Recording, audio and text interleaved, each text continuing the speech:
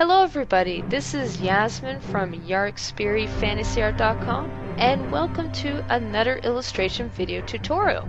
So for this week's tutorial, the request was that I actually paint essentially a mage with fire all around him and wearing a red cloak.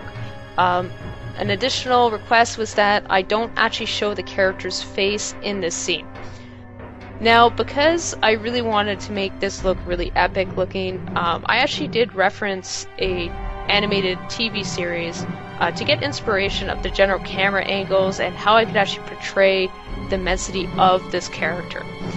So what I actually looked at was an old episode of the Batman series called Judgment Day, where it actually does feature a judge who's a vigilante who's essentially trying to get rid of criminals in general. So with this information and by taking a quick look at some of the camera angles that were used, I began experimenting on my own with some of the camera angles that I was going to use for this character. Now the heavy emphasis was that I did want to have a very extreme angle. I really wanted to show the scale. Since he's hooded and I'm not actually showing his face, I need the rest of the body and the rest of the pose to be really dynamic to help hold this entire character together. So I did actually quite a few renditions. I did about 3 different versions at first, and I actually finalized the second version rather than the third or the first. But I do a trial version with a different angle temporarily to see whether or not I wanted to keep that or continue with this drawing here. Now, as you can see, because I needed to make sure that the character was wearing red, that was one of the first colors I actually added into this scene. I also added some very bright yellows and oranges to really help showcase the colors that I needed for this character to help make him pop more. But I also had to cool it down too, so I couldn't leave just all these bright colors. I had to cool down some of the tones afterwards. So right now, as you can see, I'm just roughing out my basic idea of how I'm actually going to approach this character. I am currently happy with this pose, but I want to see if I can push it a little bit further. So eventually I actually try a different version, didn't end up liking it, so I'm just darkening up some key areas, and I'm actually going to start painting very shortly some additional details in here. Once again, I'm keeping it very loose at the moment. And essentially what I've done is I've actually created a flat saturation layer so that I can turn off and on my color while just checking the grayscale to make sure that I have enough color variation and I have enough highlights and darker points within the drawing. So this entire drawing took about 7 hours to complete. I didn't record the finer details, which you will see me add later on. But essentially the 7 hours that were recorded was the majority of the work, and I just added a bit of finer details afterwards to help finalize the image.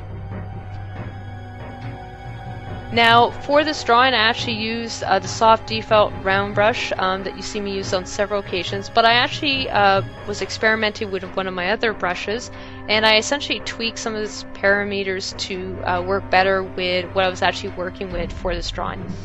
So it allowed me to essentially add a small minute amount of texture work without actually having to add a separate texture to the overall illustration.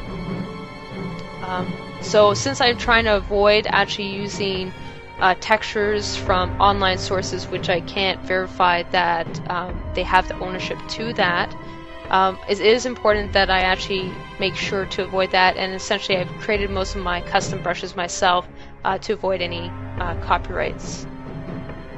So right now I'm just experimenting, trying to figure out the overall color palette, and I am going to do a third version essentially of my thumbnail. Although I kind of like the design, I did not like the pose, so I did not keep this at all. So essentially all I'm doing right now is just working really farther away to help emphasize essentially the silhouette of the character.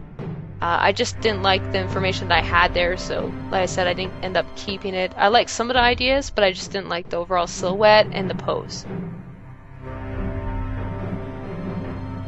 So I'm going back to a more familiar pose, which is more similar to the second pose.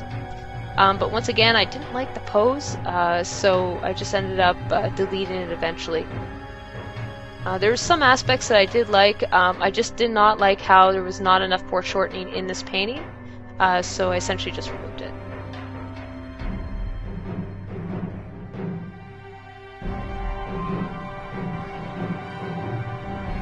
Making sure to add enough cool colors in this.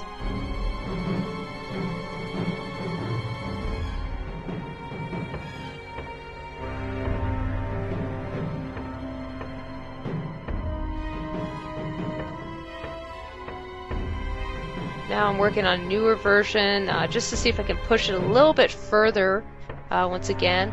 My aim is to essentially push this pose as far as I can to really make it look like a strong character who's very menacing and who you essentially don't want to mess with.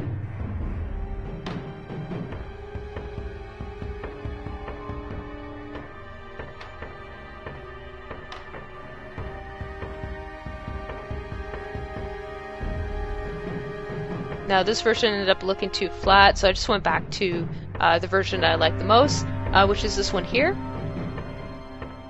This one definitely has enough foreshortening. End up moving some of the arms to help bring them away from the body a bit more, just because they're a bit too close. And that was enough to essentially make a really good pose for this character.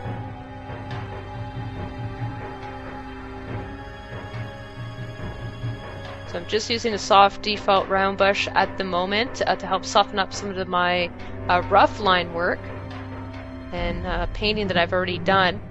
And I'm switching between that and my custom brush to help add some of the information.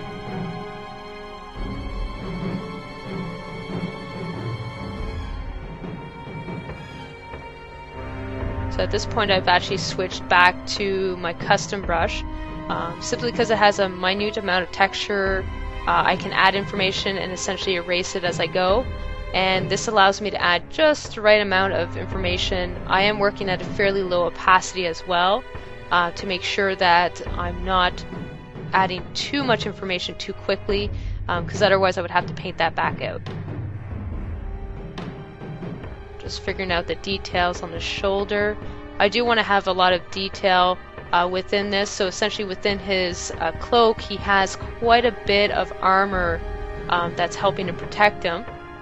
This character is not overly worried about being able to move quickly because he is able to essentially use his flames to keep his enemies back, but at the same time he has to be able to defend himself from close quarter attacks, so he has a bit more armor plating for this reason. So working out the cloak right now and the arms. Now I will end up leaving most of the arms and the details for that at the end, because I do want to add quite a bit of a brightness to it, but I have to make sure that the rest of the body is not too bright before I add that in, so it's being added at the last minute. So once again I'm using the textured brush, and I'm just alternating between that and the soft round brush to add the information that you see here.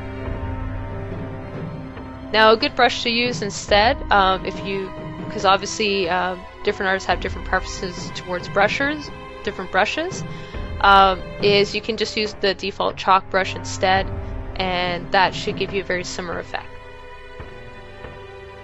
Adding some cloak details to help tie in the different elements, and making sure that they are on both sides of the body.